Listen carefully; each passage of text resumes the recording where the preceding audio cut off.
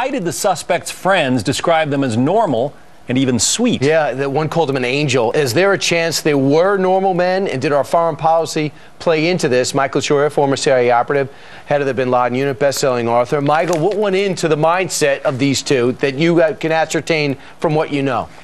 Ryan, I think we're going to find that because of the internet age, because of the rapidity of communications, the grievances of the Arab world against the United States in terms of our foreign policy, whether it's being on the Arab Peninsula, supporting the Saudi tyranny, supporting the Israelis, is now a common thread across the Muslim world.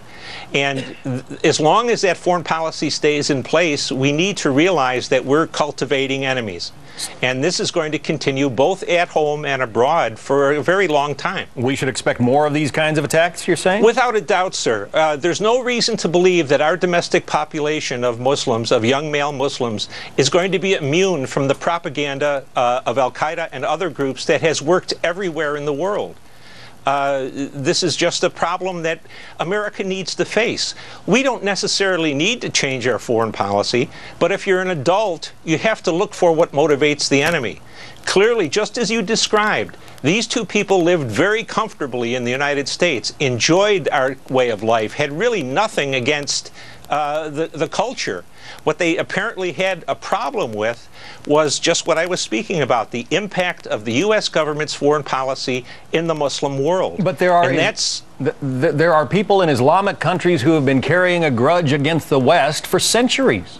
Without a doubt, until the genius named Osama bin Laden came along and provided them with a core of grievances that are applicable to Muslims, whether you live in Montreal or Australia or Pretoria or Western China.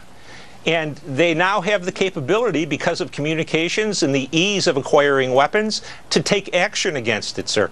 Yeah, so let's look at our foreign policy. If President Bush had it wrong, according to some, don't go into Iraq, don't make a big footprint in Afghanistan, stay out of the business of the Middle East, let them do their own thing.